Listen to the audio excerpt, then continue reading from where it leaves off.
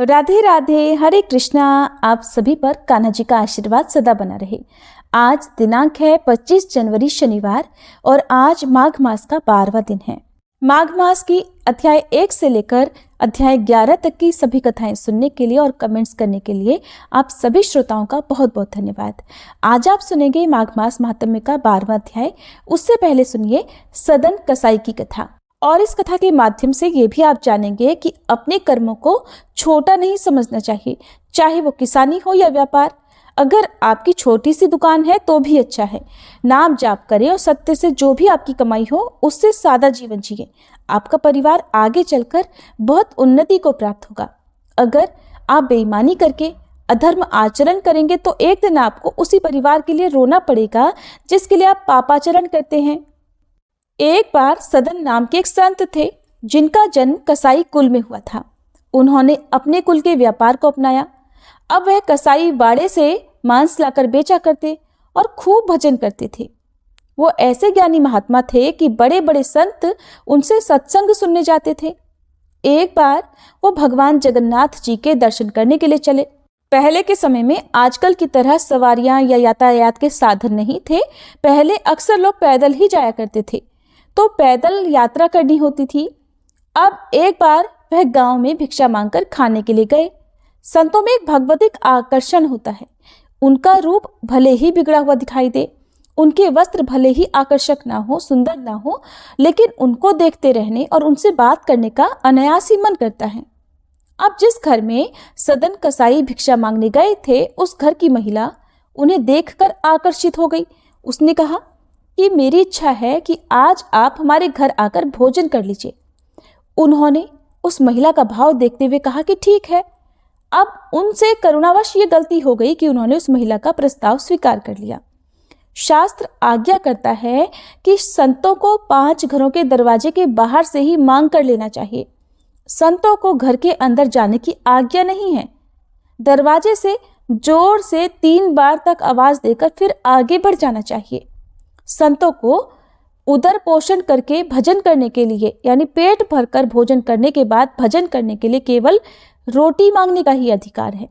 लेकिन सदन जी ने आमंत्रण स्वीकार कर लिया और उस महिला के घर के भीतर चले गए।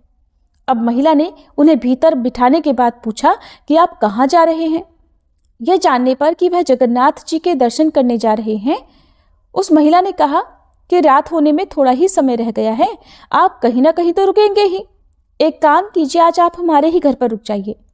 सदन जी के दयालु हृदय की वजह से अब उनसे ये दूसरी गलती भी हो गई। पहली गलती तो ये हुई कि उन्होंने एक महिला के कहने पर उसके घर में भोजन करने का आमंत्रण स्वीकार करा। दूसरा, उसके घर पर विश्राम करने के बारे में कहा तो वो तैयार हो गए। तो ये दूसरी गलती उनसे हुई। जबकि एक विरक्त संत को, यानी जो सन्यासी होते हैं, उन्हें कभी गृहस्थों के आसन में, गृहस्थों के घर में शयन नहीं करना चाहिए, क्योंकि उनके आसन में गृहस्थी के परमाणु होते हैं। अगर कभी शयन करने का भाव बने भी तो घर के बाहर छप्पर में या फिर खुले आंगन में या फिर गांव के किसी मंदिर में ही सोना चाहिए, घर के भीतर नहीं जाना चाहिए। ये अति आवश्यक होता है तो साधु कमंडल में गंगा जल रखते हैं, जल डालकर स्थान पवित्र कर लिया और फिर स्वयं का आसन बिछाकर कुछ क्षण के लिए बैठ गए। लेकिन किसी भी गृहस्थ के यहाँ एक साधु को कभी शयन यानी सोना नहीं चाहिए। अब उस महिला के अंदर काम भाव आ गया। वो रात में उठकर सदन जी के पास गई और उसने अपनी भावना प्रकट की। तो सदन जी ने उससे कहा कि तुम्हारा पति है, तुम ऐसे निकृष्ट बातें क्यों सोचती हो। अब काम के प्रति आसक्त उस महिला ने संत की बातों को किसी दूसरे ही तरीके से ले लिया। वो उसका दूसरा ही अर्थ समझ बैठी।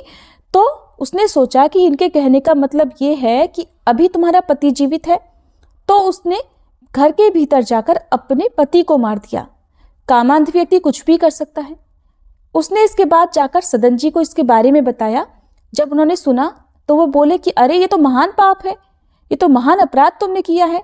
अरे तू कैसी निकृष्ट स्त्री है, तेरी भावना ऐसी कैसे हो गई। उन्होंने उसे बहुत डांटा। अब जैसे ही वो घर से बाहर निकलने लगे तो उस महिला ने उन्हें रोका और धमकी दी कि अगर मैंने शोर मचा दिया तो तुम यहाँ से जिंदा नहीं जा पाओगे। सदन जी ने कहा कि मुझे मृत्यु स्वीकार है, लेकिन गलत आचरण स्वीकार नहीं है। अब उस महिला ने देखते ही देखते खूब हल्ला मचा दिया। अब वो चीख चीख कर गांव वालों को बुलाने लगी, रोने विलाप करने लगी और चीख चीख कर चिल्लाकर कहने लगी कि देखो, रात में इनको साधु समझकर हमने अपने यहाँ रहने दिया, लेकिन रात में इन्होंने मुझे छेड़ने की कोशिश की और जब मेरे पति ने विरोध किया तो इन्होंने मेरे पति की हत्या कर दी और मुझे छेड़ने के लिए तैयार हो गए। वो तो मैंने हल्ला मचा दिया और आप लोग आ गए, नहीं तो जाने ये मेरे साथ क्या करते। गांव वालों ने उस महिला की बातों पर विश्वास करके उनकी पिटाई कर दी और उन्हें बांध दिया और अगली सुबह उन्हें राजा के पास लेकर गए। इधर सदन जी मुस्कुरा रहे थे, सोच रहे थे कि जगन्नाथ जी, आपने तो बड़ी ही सुंदर लीला की है। भक्तों के सामने संसार थोड़ी होता है, केवल भगवान होते हैं। भक्त तो केवल भगवान को ही देखता है, जैसे सारी ये सब लीलाएं उनकी ही हों। अब राजा के सामने सदन जी को पेश किया गया। राजा ने सदन जी से कहा कि हम आपकी ही स्वीकृति से दंड देंगे, जो आपको स्वीकार हो वैसी ही सजा आपको देंगे। अब पहले आप ये बताइए कि आपने अपराध क्या किया है। अब संतों की भाषा तो केवल संत ही समझ सकते हैं। अब उन्होंने कहा, महाराज, बिना अपराध के दंड कैसे हो सकता है? कोई ना कोई अपराध तो हुआ ही होगा, इसलिए भगवान ने मुझे पवित्र करने के लिए दंड दिया है। अब सदन जी ये भी जान रहे हैं कि कोई ना कोई पाप किसी पिछले जन्म का बाकी तो है ही, जिसकी वजह से इस जन्म में प्रभु उन्हें फंसाकर पिटवा रहे हैं। राजा इस भाव को समझ नहीं पाए, तो उन्होंने सजा दे दी कि इनके दोनों हाथ काट दिए जाएं और उसके बाद इन्हें छोड़ दिया जाए। वो साधु थे, इसलिए राजा ने उन्हें प्राण दंड नहीं दिया, केवल हाथ काटने की सजा दे दी। इधर सदन जी सजा मिलने के बाद सीधे भगवान जगन्नाथ जी के सामने गए और वहां जाकर उन्होंने कहा, आप तो सब जानते ही हैं, मेरी तो आपको प्रणाम करने की इच्छा थी। प्रभु, अब तो मेरे हाथ ही नहीं है। लेकिन फिर भी उन्होंने अपने कटे हुए दोनों हाथों से उन्हें जोड़कर जैसे ही प्रणाम करने के लिए प्रयास किया कि उनके दो नए हाथ निकल आए। उनको जो मार पड़ी थी उसके वो चिन्ह भी गायब हो गए। अब उनका शरीर एकदम हष्ट-पुष्ट, स्वस्थ और तेजस्वी हो गया। सदन जी ने दोनों हाथ जोड़े और जगन्नाथ जी के सामने साष्टांग लेट गए। तभी भगवान वहां प्रकट हुए और कहने लगे, तुम्हें मुझ पर गुस्सा नहीं आया कि बिना किसी गलती के मैंने तुम्हारे ऊपर आरोप लगवाया और सजा भी दिलवाई? तब सदन जी ने ठाकुर जी से कहा, प्रभु, मुझे तो आपकी हर चेष्टा में केवल और केवल प्यार ही दिखाई देता है। जरूर ये सब करने के पीछे भी आपका प्रेम ही होगा। तो ऐसे थे सदन कसाई और उनके ठाकुर जी। इस तरह की लीलाएं ठाकुर जी रचा करते हैं अपने भक्तों के साथ में। ये कथा आपको कैसी लगी, आज भी वीडियो को लाइक करके कमेंट बॉक्स में जरूर बताइएगा। अब सुनिए आज का अध्याय। श्री सूत जी कहते हैं कि उन श्रेष्ठ ब्राह्मणों को वह उत्तम नगर दान करके राजा चमत्कार धन्य धन्य हो गए। फिर उन्होंने अपने पुत्र पौत्र और अन्य सेवकों को बुलाकर कहा कि मैंने ये नगर बनवाकर ब्राह्मणों को निवेदन किया है, इसलिए तुम लोगों को मेरी आज्ञा से इस नगर की यत्नपूर्वक रक्षा करनी चाहिए, जिससे सभी ब्राह्मण यहाँ संतुष्ट चित्त और सुखपूर्वक रह सके। जो राजा भक्ति युक्त होकर इन सब ब्राह्मणों का पालन करेगा, इनकी सेवा करेगा, वह इस भूतल पर महान तेज प्राप्त करेगा। ब्राह्मणों के प्रसाद से और मेरे वचन से वह दीर्घायु और निरोगी रहेगा। इसके विपरीत जो कोई इनके प्रति द्वेष रखकर इन श्रेष्ठ ब्राह्मणों को कष्ट पहुंचाएगा, वह निश्चय ही नरक में जाएगा। ऐसा कहकर राजा चमत्कार तपस्या में लीन हो गए। उनके पुत्र पौत्र आदि ने भी उनकी दी हुई शिक्षा के अनुसार ही बर्ताव किया। पुत्रों को राज्य और ब्राह्मणों को नगर देकर राजा ने अपने लिए शंख तीर्थ में आश्रम बनाया और वहीं रहकर बड़ी श्रद्धा के साथ देवाधिदेव महेश्वर की आराधना की। उनकी आराधना से प्रसन्न होकर महादेव जी ने प्रत्यक्ष दर्शन दिया और कहने लगे, हे राजन, मुझसे मनोवांछित वर मांगो। तब राजा कहने लगे, प्रभु, अनेक तीर्थों का आश्रयभूत यह पुण्यतम क्षेत्र आप भगवान हाटकेश्वर के महात्म्य से सब पापों का नाश करने वाला है। संपूर्ण देवताओं के अधीश्वर, मैंने श्रद्धा युक्त पवित्र चित्त से इस उत्तम नगर का निर्माण करा के इसे ब्राह्मणों की सेवा में समर्पित कर दिया है। इस नगर में आप अपने समस्त पार्षद गणों के साथ सदा अचल रूप से निवास करें। भगवान शिव ने कहा, राजन, मैं इस नगर में अचल होकर निवास करूंगा, इसलिए तीनों लोकों में अचलेश्वर नाम से मेरी ख्याति होगी। जो मनुष्य यहाँ स्थित हुए मेरे स्वरूप का भक्तिपूर्वक दर्शन करेगा, उसके यहाँ संपूर्ण देवताओं की विभूतियां अविचल रूप से निवास करेंगी। जो माघ मास के शुक्ल पक्ष की चतुर्दशी में श्रद्धापूर्वक मेरे लिंगमय विग्रह को घी से स्नान कराएगा, उसका समस्त पाप सूर्योदय से अंधकार की तरह नष्ट हो जाएगा। इसलिए राजन, तुम यही मेरे लिंगमय स्वरूप की स्थापना करो, मैं यहाँ अचल रूप से अवश्य ही निवास करूंगा। ऐसा कहकर देवेश्वर शिव अंतर्ध्यान हो गए। फिर राजा ने शीघ्रतापूर्वक एक परम मनोहर मंदिर तैयार कराया और उसमें शिवलिंग को स्थापित किया। उसके दर्शन, स्पर्श, ध्यान और पूजन से मनुष्य जन्म से लेकर मृत्यु तक के पापों से मुक्त हो जाता है। शिवलिंग की स्थापना जब हो गई, तब एक आकाशवाणी हुई कि हे राजन, मैं इस लिंग में नित्य निरंतर निवास करूंगा। मेरे इस विग्रह की छाया सदा अचल होगी, वह केवल पृष्ठ भाग की ओर रहेगी, दूसरी किसी दिशा में स्थित नहीं होगी। फिर राजा ने सभी दिशाओं में सूर्य के स्थित होने पर उस शिवलिंग की छाया को सदा एक ही रूप से अविचल देखा, जिससे उन्हें बड़ी प्रसन्नता हुई। और फिर उन्होंने भूमि में मस्तक रखकर उस शिवलिंग को प्रणाम करके अपने आप को धन्य धन्य माना। श्री सूत जी कहते हैं, हे महर्षियों, आज भी उस शिवलिंग की छाया वैसी ही दिखाई देती है जो सबको विस्मय में डालने वाली है। जिसकी मृत्यु 6 महीने के भीतर ही होने वाली है, वह उस छाया को नहीं देख पाता। उस क्षेत्र में रहने वाले सब मनुष्य भगवान अचलेश्वर के महात्म्य से संपूर्ण मनोवांछित फल प्राप्त कर लेते हैं। हे महर्षियों, उस तीर्थ में चैत्र कृष्ण चतुर्दशी को ब्रह्मा, विष्णु और शिव आदि सभी देवता, संपूर्ण तीर्थ, सभी मंदिर, नदी और समुद्र आदि जो भी पवित्र करने वाली शक्तियां हैं, वे सब उपस्थित होती हैं। जिस समय इंद्र रक्तश्रृंग पर्वत को उस प्रदेश में ले आए थे, उसी समय उन्होंने ये कह दिया था कि तुम्हारे समीप सब देवता आएंगे। इसलिए उस समय एक बार उस पर्वत की परिक्रमा कर लेने पर उत्तम कल्याण की प्राप्ति होती है। उस दिन वहां जो कुछ भी आदर पूर्वक दान किया जाता है, वह सूर्य और चंद्रमा की स्थिति काल तक अक्षय पुण्य देने वाला होता है। जो कोई मनुष्य वहां भक्ति पूर्वक उत्तम अन्न से ब्राह्मणों को भोजन कराता है, उसे गया तीर्थ का फल प्राप्त होता है। जो जिस कामना का चिंतन करते हुए उस पर्वत की परिक्रमा करता है, वह उसी कामना को पा लेता है, और जो निष्काम भाव से परिक्रमा करता है, वह मोक्ष का भागी होता है। इसलिए बुद्धिमान पुरुष को चाहिए कि वे सब कार्य छोड़कर प्रयत्न पूर्वक रक्तश्रृंग पर्वत के पास भूमि का दर्शन करें। ब्राह्मणों, भगवान हाटकेश्वर का वह क्षेत्र स्मरण करने से भी मनुष्य को पवित्र कर देता है, फिर दर्शन और स्पर्श से पवित्र कर दे, इसके लिए तो कहना ही क्या है। श्री सूत जी कहते हैं, हे ब्राह्मणों, उस क्षेत्र की लंबाई चौड़ाई 5 कोस की है। उसके पूर्व में गया शीर्ष, पश्चिम में नरसिंह जी का स्थान और दक्षिण तथा उत्तर में गोकर्णेश्वर शिव हैं। पहले वह हाटकेश्वर क्षेत्र कहलाता था।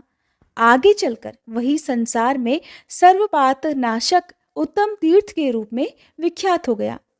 राजा चमत्कार ने जब से वह स्थान ब्राह्मणों को दे दिया, तब से उन्हीं के नाम से उसकी प्रसिद्धि हुई और लोग उसे चमत्कारपुर कहने लगे। पूर्व काल में विदुरथ नाम से प्रसिद्ध एक हैहय वंशी राजा हो गए हैं, जो बड़े बड़े यज्ञ करने वाले, दानपति और हर काम में दक्ष थे। एक समय राजा विदुरथ अपनी सेना के साथ हिंसक पशुओं से भरे हुए उस वन में शिकार खेलने के लिए गए। वहां उन्होंने सांपों के समान विषैले बाणों से कितने ही चीते, शंबर और व्याघ्र और सिंह आदि पशुओं को मार डाला। उन्हीं जंगली जंतुओं में से एक पशु उनके बाण से घायल होकर भी धरती पर नहीं गिरा और बाण लेकर जोर से भाग गया। राजा ने भी कौतूहलवश उसके पीछे पीछे अपना घोड़ा दौड़ाया। इस प्रकार वे अपनी सेना को छोड़कर दूसरे घने जंगल में जा पहुंचे, जो मन में भय उत्पन्न करने वाला था। उसमें प्रायः कांटेदार वृक्ष भरे हुए थे। वहां की सारी भूमि रूखी, पथरीली और जल से हीन थी। उस वन में जाकर राजा विदुरथ भूख और प्यास से व्याकुल हो गए और उस दुर्गम वन का अंत ढूंढते हुए अपने घोड़े को कोड़े से पीट पीट कर हाँकने लगे, क्योंकि घोड़ा भी थक गया था और आगे चल ही नहीं रहा था। जब कोड़े से पीट पीट कर हाँकने लगे, तब घोड़ा भी हवा से बातें करने लगा और उसने आखिरकार राजा को सब जंतुओं से दूर दुर्गम मार्ग में पहुंचा दिया। अंत में वह घोड़ा भी धरती पर गिर पड़ा। फिर भूख प्यास से व्याकुल राजा उस वन के अंदर पैदल ही चलने लगे। एक जगह लड़खड़ाकर गिर पड़े। इतने में ही उन्होंने आकाश में अत्यंत भयंकर 3 प्रेत देखे, जिन्हें देखकर वे भय से थर्रा उठे और जीवन से निराश होकर बड़े दुख से बोले कि तुम लोग कौन हो? मैं भूख प्यास से पीड़ित राजा विदुरथ हूं। शिकार करने के लिए जीव जंतुओं से रहित इस वन में आ पहुंचा हूं। तब उन तीनों प्रेतों में जो सबसे बड़ा था, उसने विनयपूर्वक हाथ जोड़कर कहा, महाराज, हम तीनों प्रेत हैं और इसी वन में रहते हैं। अपने कर्म जनित दोष से हम लोग महान दुख भोग रहे हैं। मेरा नाम मानसाद है, ये दूसरा मेरा साथी विदैवत है और तीसरा कृतघ्न है, जो हम सब में बढ़कर पापात्मा है। हमें जिस जिस कर्म के द्वारा यहाँ एक ही साथ प्रेत योनि की प्राप्ति हुई है, उसका कारण भी सुनो। राजन, हम तीनों वैदेशपुर में देवरात नामक महात्मा ब्राह्मण के घर में उत्पन्न हुए थे। हमने नास्तिक होकर धर्म मर्यादा का उल्लंघन किया और हम लोग सदा पराई स्त्रियों के मोह में फंसे रहे। मैंने जिह्वा की लोलुपता अर्थात लालच के कारण सदा मांस का ही भोजन किया, इसलिए मुझे अपने कर्म के अनुसार ही मांसाद नाम प्राप्त हुआ। महाराज, ये दूसरा जो आपके सामने खड़ा है, इसने देवताओं का पूजन किए बिना ही सदा अन्न ग्रहण किया है। उसी कर्म के फल से इसे प्रेत योनि में आना पड़ा और देवताओं के विपरीत चलने के कारण इसका नाम विदैवत हुआ है। और जिस पापी ने सदा दूसरों के साथ कृतघ्नता विश्वासघात किया है, वही अपने कर्म के अनुसार कृतघ्न कहलाता है। राजा ने पूछा, इस मनुष्य लोक में सभी प्राणी आहार से ही जीवन धारण करते हैं। यहाँ इस घने जंगल में तुम लोगों को कौन सा आहार मिलता है, सो मुझे बताओ। मानसाद कहने लगा, राजन, जिस घर में भोजन के समय स्त्रियों में युद्ध होता हो, वहां प्रेत भोजन करते हैं। राजन, जहां बलि वैश्वदेव किए बिना और भोजन में से पहले अग्रासन अर्थात गौग्रास निकाले बिना भोजन किया जाता है, उस घर में भी प्रेत भोजन करते हैं। जिस घर में कभी झाड़ू नहीं लगता, जो कभी गोबर आदि से नहीं लीपा जाता है और जहां मांगलिक कार्य और अतिथि आदि के सत्कार नहीं होते, उसमें भी प्रेत भोजन करते हैं। जिस घर में फूटे हुए टूटे हुए बर्तनों का त्याग नहीं किया जाता और वेद मंत्रों की ध्वनि नहीं होती, वहां प्रेत भोजन करते हैं। जो श्राद्ध दक्षिणा से रहित और शास्त्रोक्त विधि से हीन होता है और जिस पर रजस्वला स्त्री की दृष्टि पड़ जाती है, वह श्राद्ध और भोजन हमारे अधिकार में आ जाता है। जो अन्न केश मूत्र हड्डी और कफ आदि से संयुक्त हो गया है और जिसे हीन जाति के मनुष्य ने छू दिया है, उस पर भी हमारा अधिकार हो जाता है। जो मनुष्य असहिष्णु, चुगली करने वाला, दूसरों का कष्ट देखकर प्रसन्न होने वाला, कृतघ्न और गुरु की शैया पर सोने वाला है और जो वेदों और ब्राह्मणों की निंदा करता है, ब्राह्मण कुल में पैदा होकर मांस खाता है और सदा प्राणियों की हिंसा करता है, वह प्रेत होता है। जो पराई स्त्री में आसक्त, दूसरों का धन हड़प लेने वाला और पराई निंदा से संतुष्ट होने वाला है और जो धन की इच्छा से नीच और वृद्ध पुरुष के साथ अपनी कन्या का ब्याह कर देता है, वह प्रेत होता है। जो मनुष्य उत्तम कुल में उत्पन्न विनयशील और दोष रहित धर्म पत्नी का त्याग करता है, जो देवता स्त्री और गुरु का धन लेकर उसे लौटा नहीं देता है और जो ब्राह्मणों के लिए धन का दान होता देख उसमें विघ्न डालता है, वह प्रेत बन जाता है। राजा ने सुना तो पूछा, मानसाद, अब ये बताओ कि कौन सा कर्म करने से मनुष्य प्रेत नहीं होता। तब मानसाद कहने लगा, जो पराई स्त्रियों को माता के समान, दूसरों के धन को मिट्टी के ढेले के समान और सभी प्राणियों को अपने समान देखता है, वह कभी प्रेत नहीं होता। जो सदा अन्नदान में तत्पर, विशेषतः अतिथि सत्कार में प्रेम रखने वाला, स्वाध्यायशील और व्रतपरायण होता है, वह प्रेत नहीं होता। जो शत्रु और मित्र में समभाव रखने वाला और मान तथा अपमान में भी समता का त्याग न करने वाला है, वह प्रेत नहीं होता। जो धर्म में लगे हुए तथा धर्म मार्ग पर चलने वाले मनुष्यों का उत्साह बढ़ाता है, वो भी प्रेत नहीं होता। जो सदा यज्ञ कर्म में लीन, सदैव तीर्थ यात्रा परायण और सदा शास्त्र श्रवण करने वाला है, वह मनुष्य प्रेत नहीं होता। जो बावली, कुआं और पोखरे बनवाता, बगीचे लगवाता, प्याऊ लगवाता है वह प्रेत नहीं होता। राजन, हम इस प्रेत योनि से बहुत कष्ट पा रहे हैं, तुम हमारा उद्धार करने वाले हो जाओ। गया शीर्ष नामक पवित्र तीर्थ में जाकर तुम हम तीनों के लिए अलग अलग श्राद्ध कर्म करो, जिससे हमारी यह प्रेत योनि निवृत्त हो जाए। तब राजा बोले, जिस योनि में इस प्रकार पूर्व जन्म की बातों का ध्यान होता है, आकाश में भी चलने की शक्ति प्राप्त रहती हो और धर्म तथा अधर्म का सम्यक ज्ञान है, उसकी तुम निंदा क्यों करते हो? मानसाद ने कहा, राजन, ये प्रेत योनि अधम देव योनि कहलाती है। इसमें केवल 3 ही गुण हैं। पहला पूर्व जन्म का स्मरण, दूसरा आकाश गमन की शक्ति और तीसरा धर्म और अधर्म का निश्चय। इसके सिवा इसमें सब दोष ही दोष भरे हैं।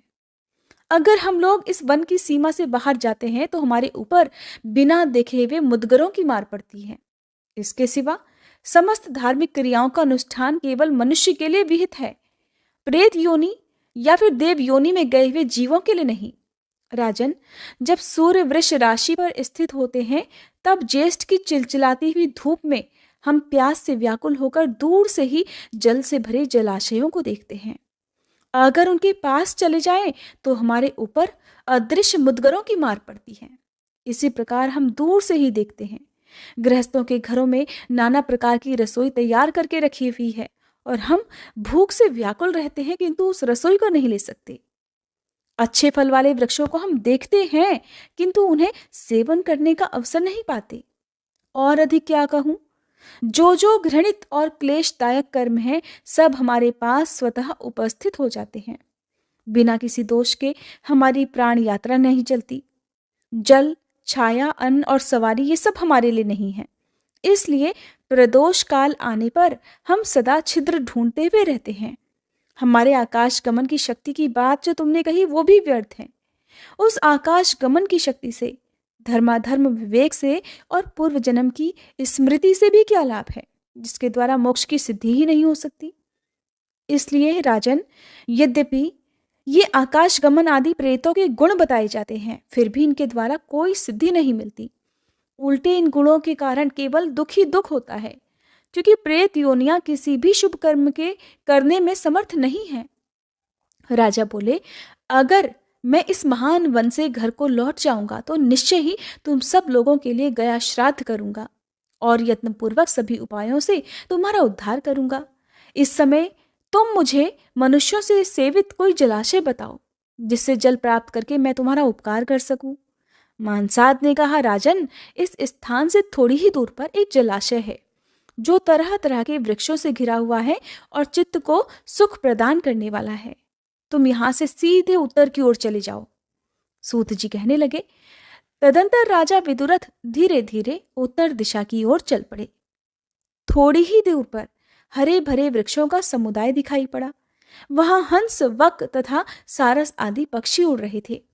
वहां पहुंचकर राजा ने सौम्य प्राणियों से सुसेवित एक मनोहर आश्रम देखा। वहां एक वृक्ष के नीचे तपस्वी जनों से सेवित मुनि श्रेष्ठ जैमिनी विराजमान थे। उनके समीप जाकर महाराज ने उनके चरणों में मस्तक झुकाया और भूमि पर बैठे हुए मुनि के शिष्यों को भी प्रणाम किया। उन सब ने राजाओं को देखकर पूछा, महाराज, इस निर्जन वन में तुम कहां से आए हो? तब राजा ने कहा, इस समय मुझे प्यास लग रही है, पहले पानी पीकर फिर मैं अपना सब हाल बताऊंगा। तब उन्होंने राजा को जल दिखा दिया। राजा ने उसमें प्रवेश करके जल पीकर प्यास बुझाई और नीचे गिरे हुए वृक्षों के फल लेकर इच्छापूर्वक भोजन किया। पूरी तरह से तृप्त होने पर वे पुनः महर्षि जैमिनी के पास आए और उन्हें प्रणाम करके बैठ गए। फिर अपना वृतांत कहना प्रारंभ किया कि मुनिवरों, मैं विदुरथ नाम से प्रसिद्ध राजा हूँ। महिष्मतीपुरी में मेरा निवास स्थान है और मैंने अपनी सेना साथ लेकर इस भयंकर वन में प्रवेश किया था। मेरे सब सैनिक लताओं और झाड़ियों की आड़ में छुपकर मुझसे अदृश्य हो गए। पता ही नहीं उन सैनिकों का अब क्या हाल होगा। मेरा घोड़ा भी गिरकर एक स्थान पर पड़ गया। मेरी आयु शेष थी कि मैं घूमता हुआ यहाँ आ पहुंचा। मुनिवरों, अब संध्या का समय आ गया है, इसलिए हम सब लोगों को यथा योग्य संध्योपासन आदि विधि करनी चाहिए। फिर मुनियों और राजा ने संध्योपासना की। धीरे धीरे रात हो गई। इसी समय राजा की सेना के कुछ मनुष्य उन्हें ढूंढते हुए वहीं आ पहुंचे और उन्हें देखकर बड़े आदर से बोले, अहो भाग्य जो महाराज मिल गए। ऐसा कहकर वे राजा के चरणों में गिर पड़े। फिर उठकर उन्होंने राजा के सैनिकों के कष्ट जो देखे थे और सुने थे बतला दिए। फिर उन सभी सेवकों के साथ राजा वृक्ष के नीचे ही पत्ते बिछाकर सो गए। प्रातःकाल उठकर उन्होंने पूर्वाहन कृत्य, स्नान, संध्योपासन आदि पूरा किया। फिर मुनिवर जैमिनी को प्रणाम करके और उनकी आज्ञा लेकर अपने सेवकों के साथ महिष्मतीपुरी की ओर प्रस्थान किया। मार्ग पूछते हुए धीरे धीरे चलकर राजा कुछ समय में ही अपने निवास स्थान पर जा पहुंचे और कुछ समय विश्राम करके उन्होंने शीघ्र ही गया शीर्ष की यात्रा कर दी। समयानुसार वहां पहुंचकर राजा ने स्नान किया और धुले हुए वस्त्र धारण करके पवित्र होकर श्रद्धायुक्त हृदय से पहले मानसाद का श्राद्ध किया। फिर रात में सोते समय स्वप्न में उन्होंने देखा कि मानसाद दिव्य माला और वस्त्र धारण किए हुए दिव्य विमान पर आरूढ़ है। उस समय मानसाद ने राजा से कहा, हे राजन, तुम्हारी कृपा से मैं प्रेत योनि से मुक्त हो गया हूं। तुम्हारा कल्याण हो, अब मैं स्वर्गलोक को जाऊंगा। तब हर्ष से भरे हुए राजा विदुरथ ने विदैवत के लिए यथायोग्य श्राद्ध किया। फिर वह भी उसी प्रकार राजा को स्वप्न में दिखाई दिया और मानसाद की तरह ही कृतज्ञता प्रकट करके स्वर्गलोक को चला गया। फिर तीसरे दिन राजा ने पूर्ववत श्रद्धापूर्ण हृदय से कृतघ्न के लिए भी श्राद्ध किया। रात को उसने भी स्वप्न में दर्शन दिया, किंतु वह अभी भी उसी प्रेत रूप में आया था और बड़े दुख से घिरा हुआ था। कृतघ्न ने कहा, महाराज, तड़ाग के लिए नियत धन की जिसने चोरी की है और जो सदा कृतघ्न रहा है, मुझ ऐसे पापात्मा की अभी तक मुक्ति नहीं हुई। इसलिए जिस प्रकार मुझे भी इस दुख से मुक्ति मिल जाए वैसा कोई उपाय करो और अपनी की हुई इस सत्य प्रतिज्ञा को पूरा करो। सत्य ही पर ब्रह्म है, सत्य ही परम तप है, सत्य ही परम ज्ञान है और सत्य ही परम शास्त्र है। सत्य के बल से वायु चलती है, सत्य से सूर्य तप रहा है और सत्य वचन से ही समुद्र अपनी मर्यादा का लंघन नहीं करता। हे राजन, तुम भी सत्य को ही आगे रखकर मेरा उद्धार करो। ये पुण्य तुम्हारे लिए तपस्या से भी बढ़कर कल्याण का साधक होगा। राजा विदुरथ ने पूछा, प्रेत, तुम्हारी मुक्ति किस उपाय से हो सकती है, मुझे शीघ्र बताओ। दुष्कर होने पर भी मैं उस उपाय को अवश्य करूंगा। तब प्रेत ने कहा कि राजन, चमत्कारपुर में जो हाटकेश्वर क्षेत्र है वहीं कलयुग से डरा हुआ गया शीर्ष तीर्थ प्लक्ष अर्थात पाकड़ नामक वृक्ष के नीचे धूल में छुपा हुआ है। उसके चारों ओर समयोचित शाक, कुशा और जंगली तिल के पौधे हैं। वहीं जाकर तुम तिल, अन्न, शाक और कुश आदि सामग्रियों के द्वारा मेरे लिए श्राद्ध करो। ऐसा करने पर शीघ्र ही मेरी मुक्ति हो जाएगी। प्रेत की ये बात सुनकर दयालु राजा वहीं गए और उसके बताए अनुसार उन्होंने सब कुछ किया। पहले जल के लिए वहां एक छोटा सा कुआं खोदा, फिर वेदों के पारंगत श्रेष्ठ ब्राह्मणों को बुलाकर कृतघ्न के उद्देश्य से शास्त्रोक्त विधि के अनुसार श्राद्ध किया। उस श्राद्ध के पूर्ण होते ही कृतघ्न दिव्य रूपधारी पुरुष होकर श्रेष्ठ विमान पर सवार हुआ और विदुरथ से बोला, प्रभो, आपकी कृपा से मैं इस भयंकर प्रेत शरीर से मुक्त हो गया। अब मैं भी स्वर्ग को जा रहा हूं। श्री सूत जी कहते हैं, तब से लेकर गया शीर्ष क्षेत्र में वह लघुकूप प्रसिद्ध हो गया। वह उस क्षेत्र में पितरों को पुष्टि देने वाला है। जो आश्विन मास में पितृपक्ष की अमावस्या को वहां काल शाक, जंगली तिल, तैयार किए हुए अन्न और कुशा आदि के द्वारा श्रद्धापूर्वक पितरों का श्राद्ध करता है, वह उत्तम फल का भागी होता है। अग्निश्वात, बहिर्षद, आज्यप और सोमप ये पितृगण वहां सदा निवास करते हैं। इसलिए उस तीर्थ में जाकर समय या असमय में सदा ही प्रयत्नपूर्वक श्राद्ध अवश्य ही करना चाहिए। हरे कृष्णा। आज के अध्याय में बस इतना ही। इसके आगे का वृतांत आप सभी अगले अध्याय में सुनना मत भूलिएगा।